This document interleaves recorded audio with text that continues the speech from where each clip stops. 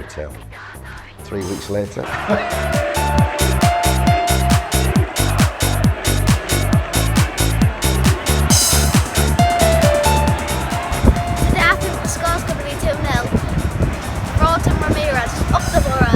Come on, boy, we can beat these Saturday. Come on, lads, believe, come on!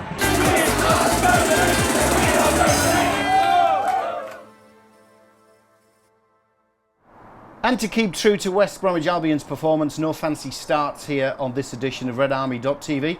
In the studio, two wonderful Borough fans, Robert Nichols, Fly Me to the Moon editor. Welcome again, because you were here last season. Thank you very much. Yeah.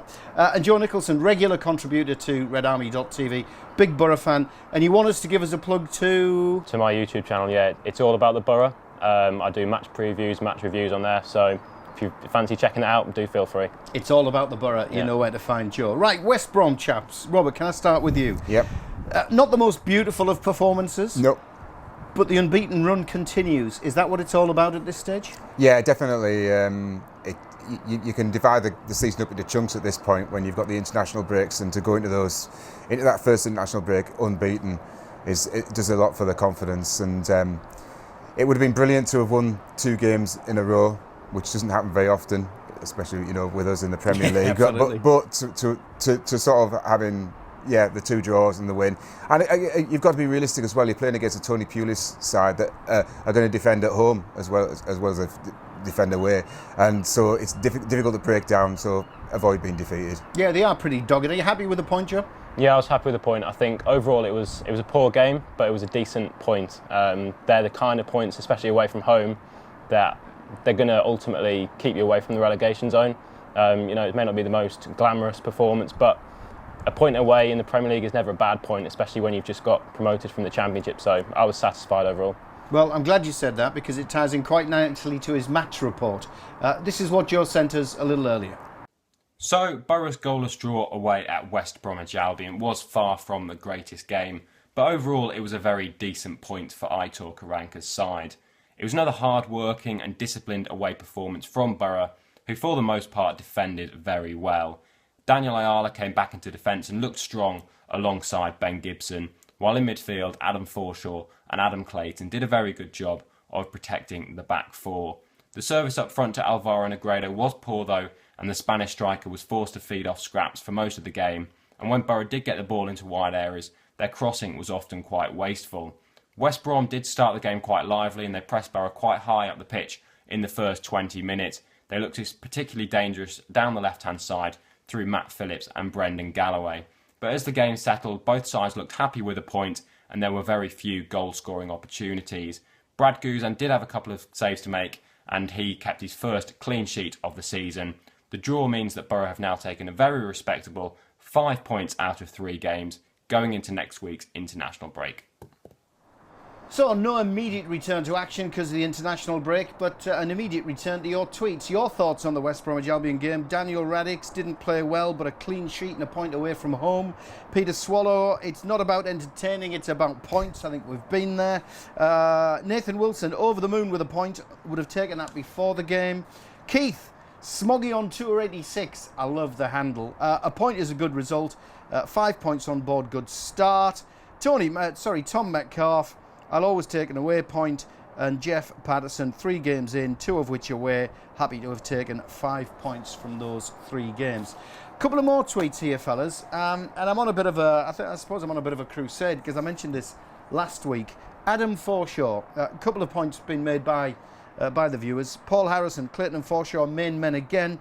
Joe Steele, Barragan, I'm impressed with, and Adam Forshaw again. And Andy, Apple Andy 82, Adam Forshaw has looked every ounce of Premier League footballer. What are we going to do when the injuries sort themselves out, Robert? Absolutely. He's really taken his opportunity, hasn't he? And he's to come on. He came in against Stoke and to have gone on from there. What happens when Darun's fit? When Ledbitter's fit? Forshaw's dropped out in the past, but this time surely he's got the shirt And he's made a big difference in those games. The way he set up the goal against Sunderland was quite phenomenal, and he's been shown on like national TV doing it. So, and yeah, he plays so well with Clayton. He does. It's his shirt at the moment. It is. Joe, I mean, I went out on a limb and said he's actually the better performer out of the two of them between him and Clayton at the moment. Did you go along with that, or am I just being a little bit, strange that I am? No, I think I would go along with that. I think that's high praise as well, considering how well Clayton played the second half of last season. And it's also a point with Ledbetter as well that he's actually the club captain, and when he comes back, does he go straight back into the team? Do they pass the captain's armband on to somebody else? That could be an interesting one, but for sure, yeah, the last two games against Sunderland and West Brom, not only I think does he give you that creativity going forward, he also protects the back four as well, like Clayton does. So yeah, really impressed with him the last two games. I stuck the league table up on social media. Just like cropped the top six because it looks quite nice at the moment. We're going to stay there for almost 2 weeks as well. And I've got to say hi to Bob in Gisborough, who's responded and said, it is a thing of beauty, and it is. I absolutely agree. Right, another thing of beauty was Steve McClaren's reign. Well, especially those nice, exciting European runs. It is a special week. We've got no football to look forward to. We'll do that in next week's show. So we thought, let's catch up with what is Borough's most successful manager of all time in terms of return. Try and say that with the dog's teeth in.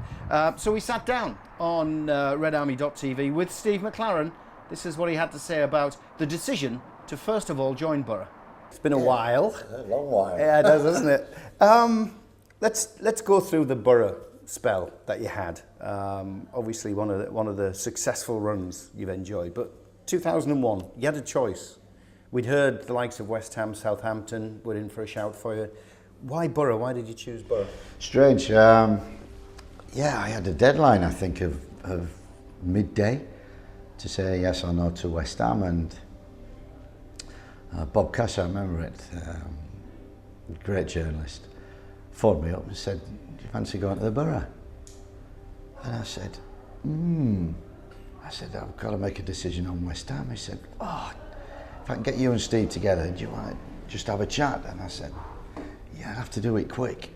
Anyway, he phoned half an hour later and said, Steve will meet you at 2 o'clock. I had to delay it, my decision, and met Steve, and at 4 o'clock I phoned West Ham up and declined and took the job at Middlesbrough, purely because of my conversation with Steve Gibson, his ambitions and his vision for the club, and the potential that he said was there, which I knew.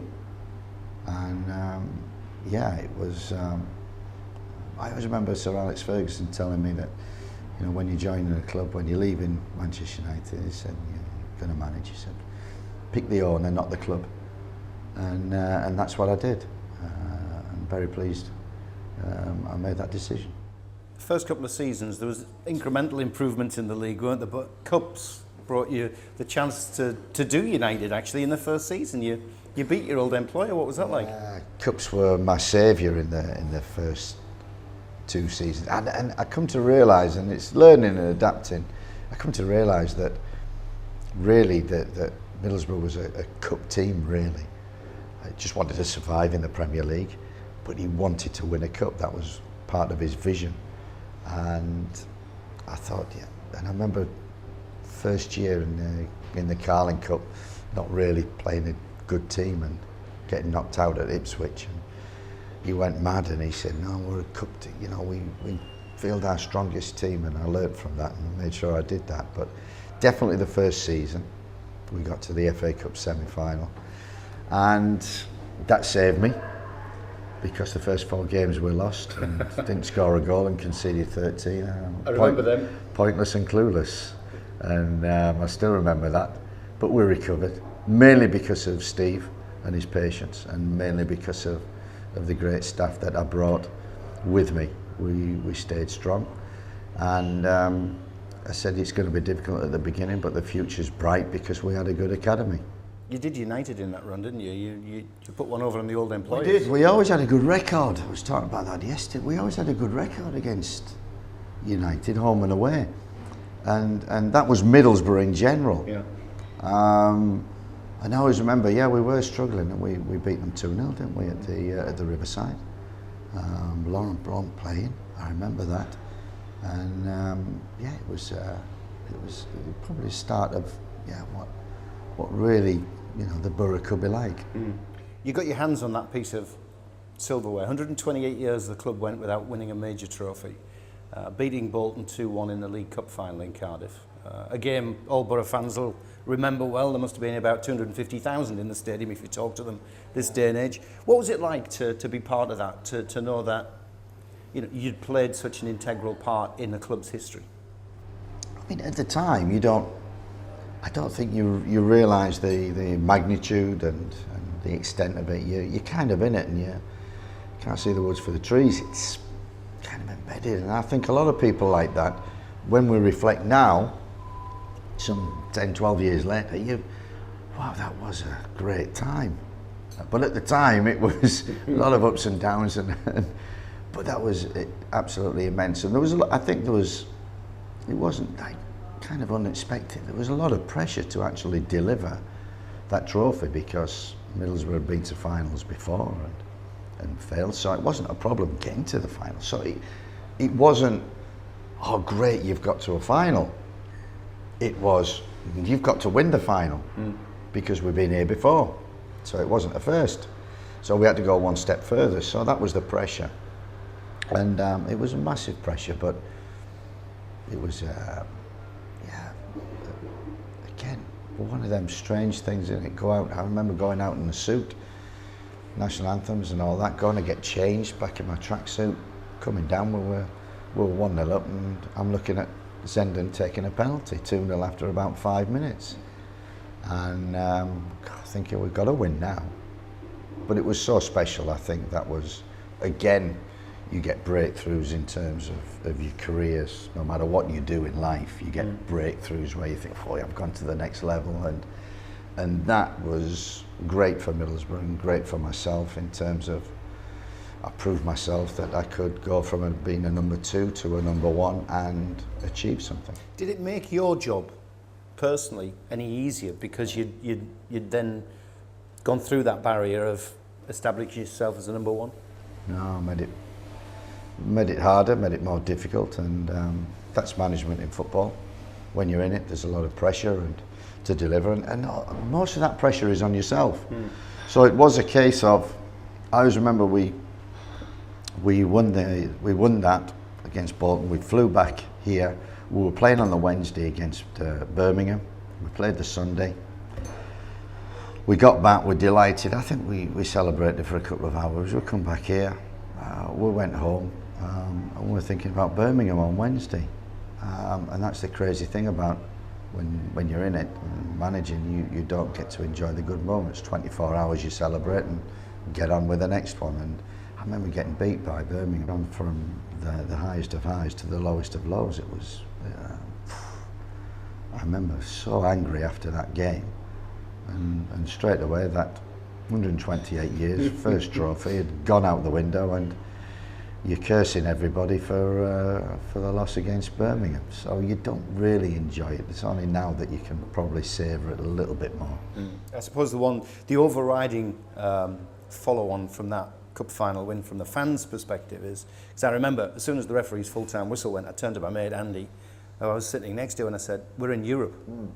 Now, for us, that was massive, because the club had never, other than the Anglo-Italian and things like invitational tournaments, the club had never gone into Europe. But how was it for you? Because you'll have been used to European action with United when you were with Fergie. You cannot beat Europe. You cannot. It's, as Borough fans have experienced, it's something unique, it's something different.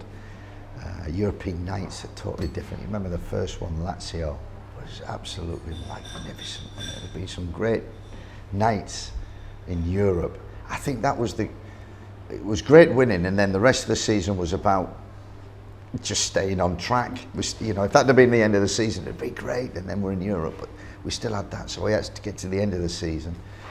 But I think looking forward to Europe was, wow, Even for you, who'd experienced it with United? Oh, yeah. It was, that's sort of something that every manager, I look at it now, and every manager should experience it in Europe, runs in Europe that we had. And, and I was fortunate that I did it with Borough and then went to 20 and had 4 years of European football there and got to quarter-finals of Europa League, whatever they like to call it now. But Europe is so special, and it was for Borough. We had to make a lot of changes in that third season to win the cup, bring in some really top quality players like Mendieta, like bringing Juninho back, like Southgate, like Boateng. We had to really go out and get some really good players. And for Europe, I said to Steve, we really need to have a squad. And I think we went out and bought Hasselbank, Viduka, and eventually Yakubu. One striker too many, but we did have firepower, which is what I said we needed if we want to do well in Europe and stay in the league. So those European nights, they were fantastic. We'll come on to them in a little more detail.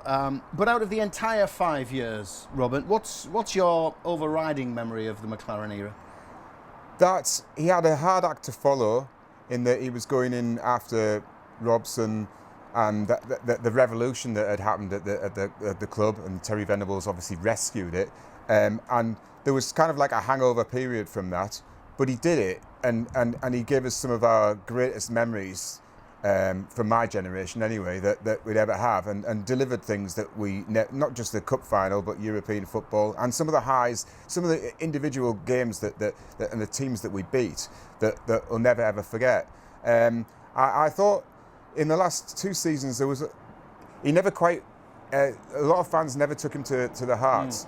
And I'm not just saying this with hindsight. I couldn't understand the reactions of many fans in the final season to him, and thought that you're kind of tarnishing what is the best for me, since I've been a Borough fan since the age of 10 or 11, watching it every week. This is the best season that I've ever experienced, and I'm surprised at the reaction of fans around me, and people throwing season tickets and on the pitch and stuff like that, but also a great deal of other sort of stuff on a social. But it kind of was a time, I was going to say, on social media, because social media was just emerging then, really.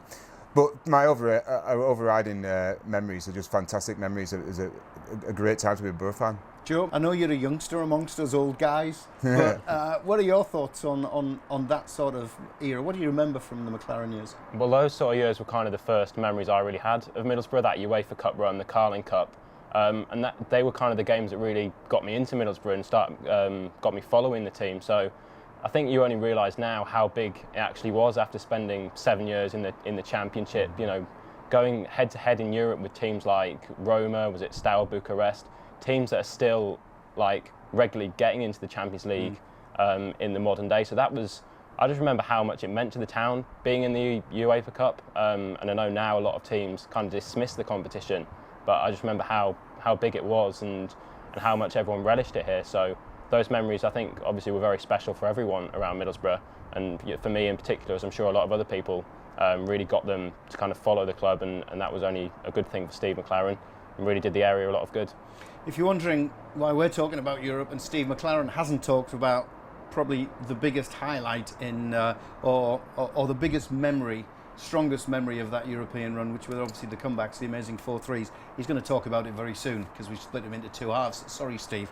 Hope it's not painful. A bit of admin to catch up on. Have a look at this. It's a tweet from Ryan Lennon. He's flying the Borough flag out in Spain and Canada. He said he's managed to recruit a few extra fans. Good one, Ryan. Like it.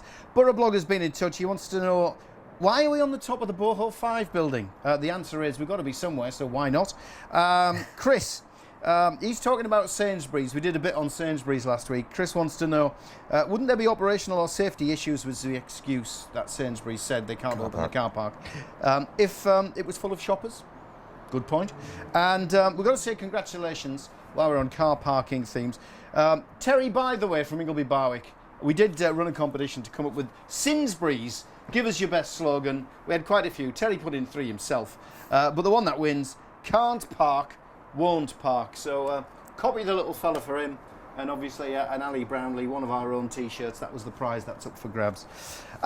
Just to complete the admin, it's high time we did a bit of Borough news. Here's Chris Story.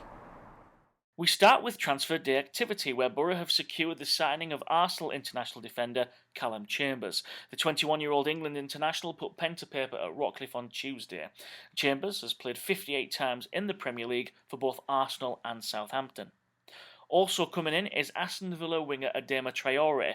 The exciting 20-year-old Spanish youth international suffered a frustrating time at Villa Park due to injuries after the £7 million move from Barcelona. Heading in the opposite direction is Albert Adoma, who joins Villa for a reported fee of £6 million. Also out are young defenders Adam Jackson and Bradley Halliday.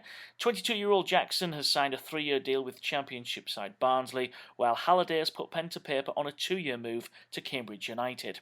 Meanwhile, Bradley Fewster has joined Craig Hignett Hartlepool United until the end of the year.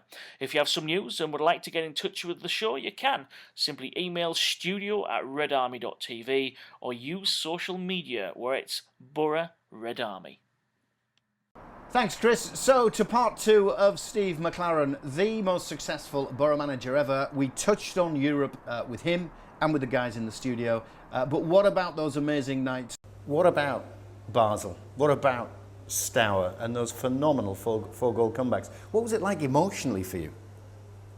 Because you were 3-0 down in both games. Yeah, I think it was a little different Europe, and I think it was just, as you know, that the best thing was winning the cup to get into Europe. 7th, remember the penalty save from Schwarzer? Yeah.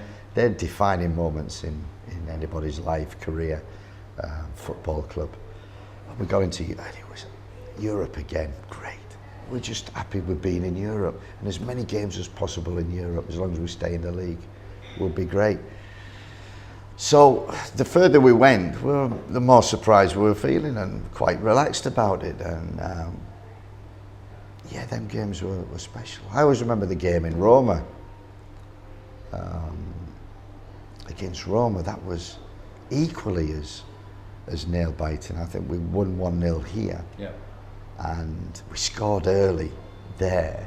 Then they scored 1, and then they put so much pressure on us, and Schwarzer was brilliant, got us through to the 2 games. But you know, the Basel game, I said afterwards, phenomenal. What are we at? And I said to the staff and everybody in the club, enjoy this night, because nights like this only come across once or twice in your career.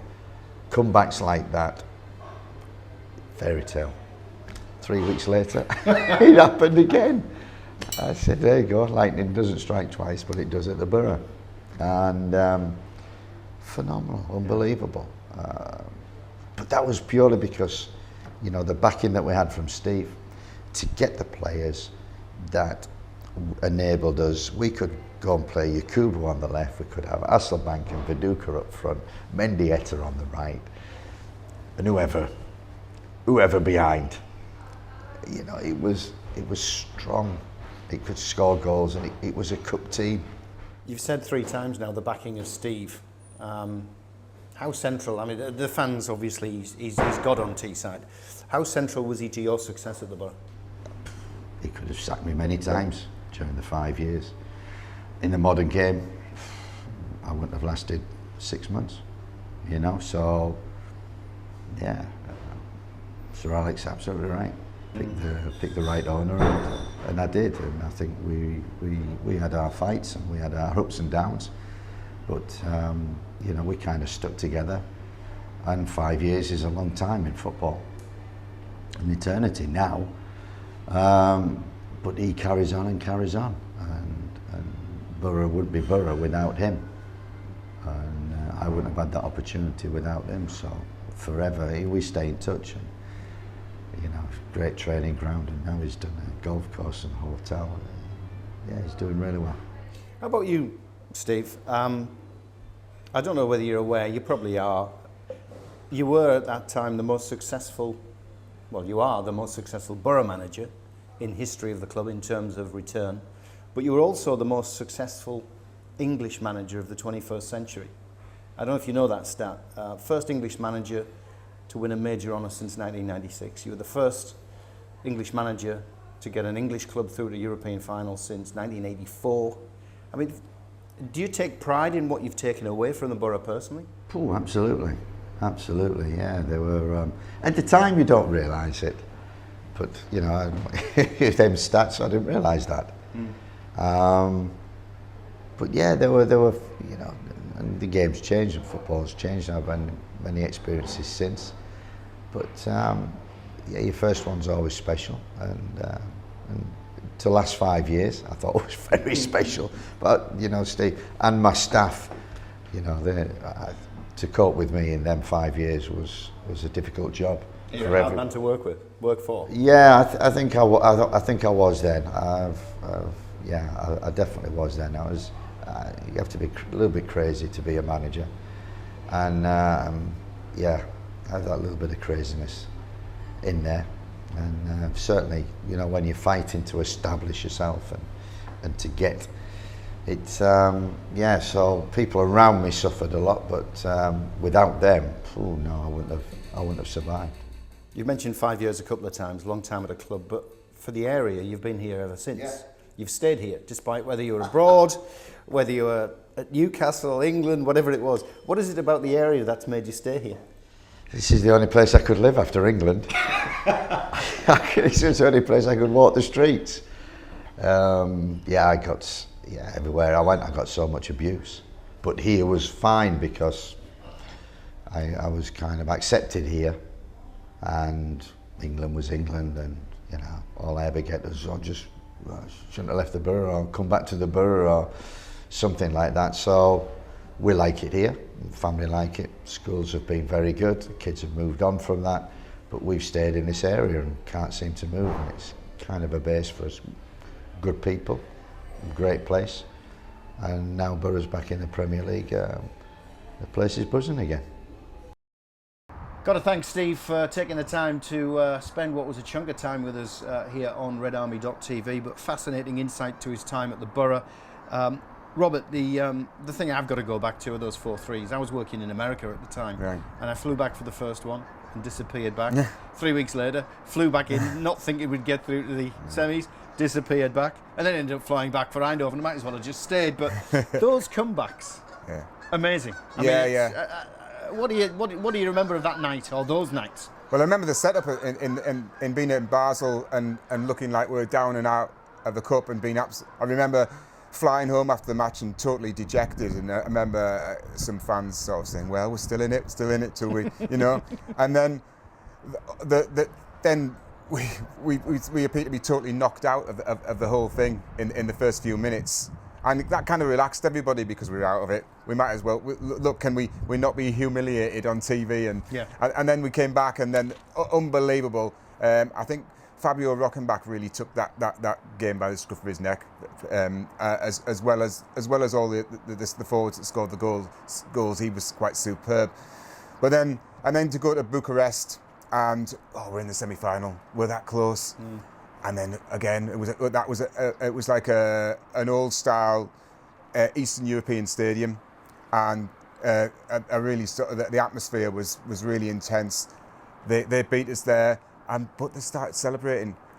Basel actually did a lap of honour when they beat us, which was interesting. Yeah. And then in Bucharest, their fans came out in the streets, and there was a big sort of celebration, and. You remembered that as we were playing them, that the two clubs had sort of started. They were already through, and that came back to haunt them. But it was just incredible. How does that happen twice? Didn't we do something similar against Leicester City at Ayresome Park? Yeah, we did. We did. Balloons, festivities, final game of the season. We're going to get promoted, and fell flat in our face. Yeah, and you remember that being older fans, that you never do that. You never count your chickens. Yeah, well, let's count our chickens and look ahead. Joe, I wouldn't want to throw you into what do you remember of those games, but the sort of excitement we enjoyed as fans at that time. We're back in the Premier League. I mean, can you tell? I mean, what sort of excitement are you taking out of the Borough being back in the Premier League? Well, obviously, it's huge for the area as well. Again, to be back in the Premier League where we were 7 years ago. I mean, you saw in the Stoke game straight away it was a sellout, which we didn't always see in the past, but.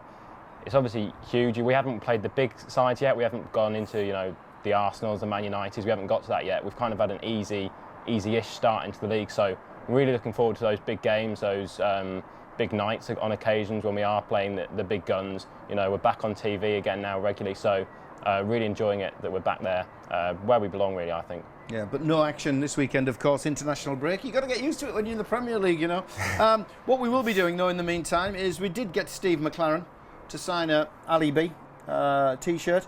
If you'd like to win this T-shirt, it's competition time. You've got a week to get your answers in. Very simple. It's a RedArmy.tv question. So far in the series, the 3 shows at the end of last season, the couple of shows we've had at the start of this season, 5 ex-Borough boys have been interviewed as our special guests. 5. Can you name them all? You can send it to the usual address, studio@redarmy.tv. That's studio@redarmy.tv if you want to email us. If you want to use social media, we are Borough Red Army. Whether it's Twitter, whether it's Facebook, Borough Red Army. Get your competition entries in. 5 ex-Borough boys we've interviewed. We've sat down in their homes or they've come in to see us and we've done the interviews with. Name all 5. First one out the hat gets the Steve McClaren signed T-shirt. That's it, fellas. Thank you very much. I'm sorry we can't look ahead to the next game. We'll do that next week on the programme, of course. But, Rob, as always, it's a pleasure. Pleasure for me. Joe, thank you. Pleasure. And we look forward to more of your match reports. Cheers. When the football happens. We look forward to more of you people tuning in and joining us on RedArmy.tv. See you.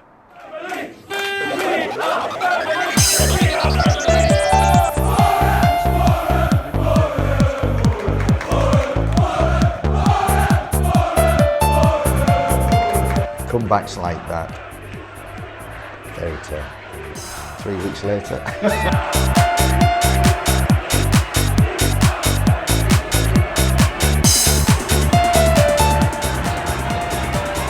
Today I think the score's going to be 2-0. Broughton Ramirez, up the Borough. Come on, boy, we can beat these Saturday. Come on, lads, believe. Come on.